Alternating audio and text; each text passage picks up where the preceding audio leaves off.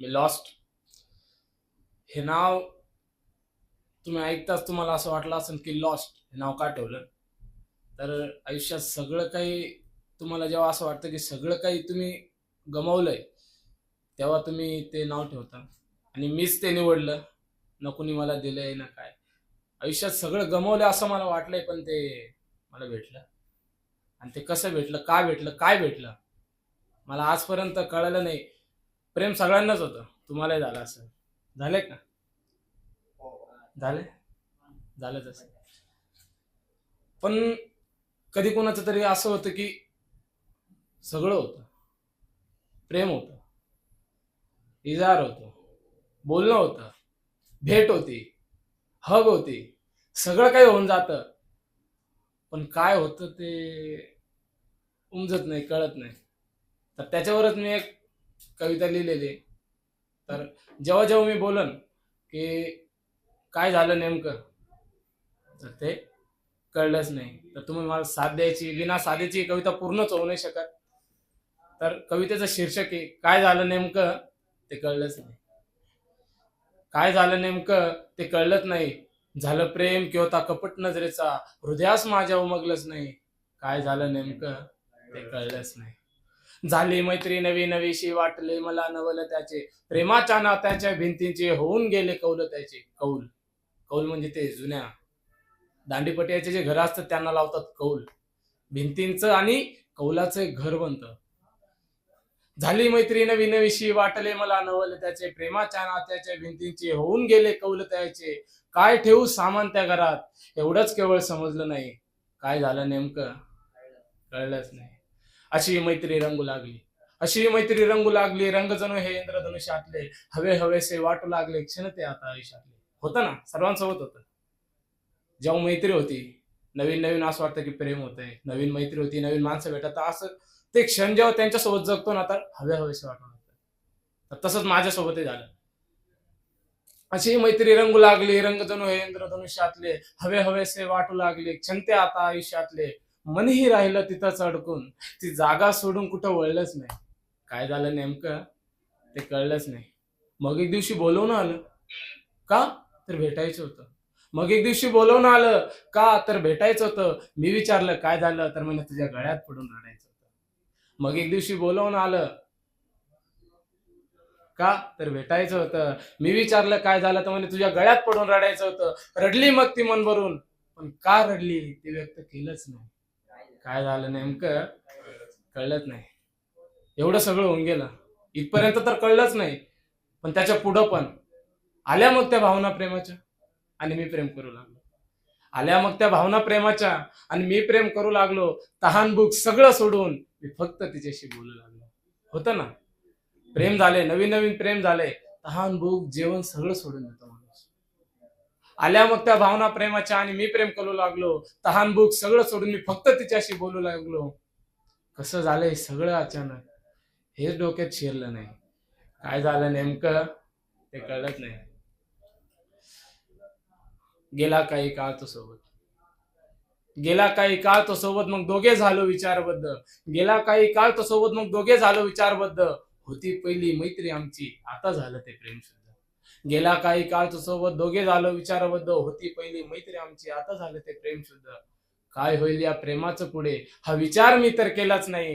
काय झालं नेमकं ते कळलंच नाही. अशा अनेक गोष्टींना सामोरे गेलो.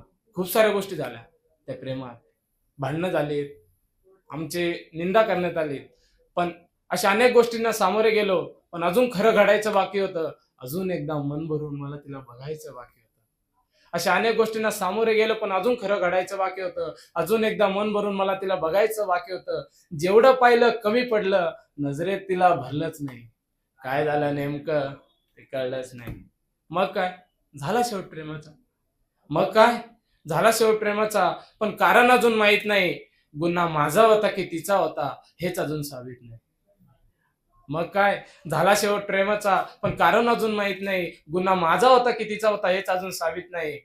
काय करावं या नाकाम आयुष्याचं हे अजून ठरलंच नाही. काय झालं नेमकं ते कळलंच नाही. येते आता रात्रीची आठवण. येते आता रात्रीची आठवण. निघते बाहेर कित्येक दिवसांची साठवण. येते आता रात्रीची आठवण, निघते बाहेर कित्येक दिवसांची साठवण. काय सांगू या पुढे मी आता, आमच्यात काही उरलंच नाही. काय झालं नेमकं कळलंच नाही, काय झालं नेमकं कळलंच नाही. एवढं सगळं होऊन गेलं, आली गेली. प्रेम होतं काय आजपर्यंत कळालं नाही. कारण प्रेम ते जे असतं ते शेवटपर्यंत टिकतं. ते जर टिकलंच नाही ते प्रेम कुठलं. ते एकतर्फी प्रेम होतं मी केलेलं. त्याच्यानंतर मला खूप आठवण यायची तिची. तर तेव्हा लिहिलं होतं की सागराच्या लाटांमध्ये हरवून मी फक्त किनारा धुंडाळत राहिलो. सागराच्या लाटांमध्ये हरवून मी फक्त किनारा धुंडाळत राहिलो. कटून गेली पतंग प्रेमाची आणि मी फक्त आठवणींचा दोरा गुंडाळत राहिलो. मी फक्त आठवणींचा दोरा गुंडाळत राहिलो. आठवण आज पण येते. फरक नाही पडत पाहिजे तेवढा, जेव्हा पडायचा तेवढा नाही पडत, पडतो थोडा का होईना पडतो. जपून ठेवलेल्या त्या आठवणी. जेव्हा ती पहिल्यांदा भेटली होती ना, त्यावर मी रॅप पण लिहिलंय, अजून तो बाहेर नाही काढला, टाकणार आहे. तर ते भेटीवर एक लिहिली होती हिंदीत. प्रत्येक जण असं असतं की जेव्हा पहिल्यांदा भेटतो ना, आपण हक करतोय, ती हक केल्यानंतर आहे ना, ती हक आहे ना जपून ठेवतो. जपून कशी ठेवणार, हग एकदा केली संपलं नाही, जपून ठेवतो माणूस. दररोज झोपताना ना त्या उशीला कवळी मारून झोपतो. त्याच्यावर लिहिली होती की ये जे तुम मिलने पर कुछ देर सीने से लगा कर रखते हो, ये जो तुम मिलने पर कुछ देर सीने से लगा कर रखते हो, हम वो एहसास अगली मुलाकात तक बाहों में ओढ़ कर सोते हैं.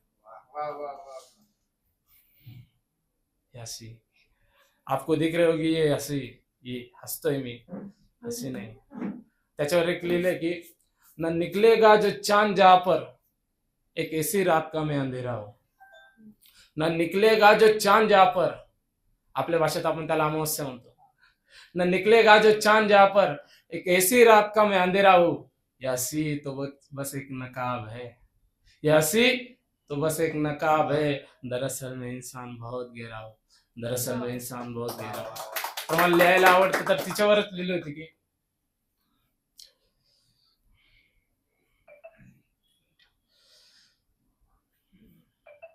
अजून एक आहे.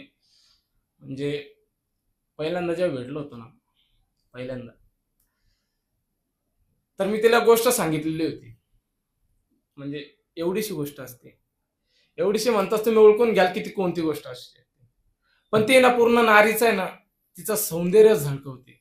सांगू शकता तुम्ही, एवढीशी गोष्ट आहे, सौंदर्य, बिंदी. तर त्याच्यावर लिहिलं होतं की माझ्यासाठी ती बिंदी लावून आली होती. बिंदी ते मी नोटीस नव्हतं केलं पहिल्या भेटीत. मी पहिल्यांदा सांगितलेलं, पहिल्या भेटीत पहिल्यांदा तिने आयुष्यातली पहिली बिंदी लावली होती. तिच्यावर लिहिलं होतं की लावली होती बिंदी तिने जी नापसंत होती, तिला लावणं पसंत नव्हतं. लावली होती बिंदी तिने जी नापसंत होती तिला, आणि बिंदी लावलेली ती मनपसंत होती मला. एवढंच बोलतो आणि धन्यवाद. थँक्यू.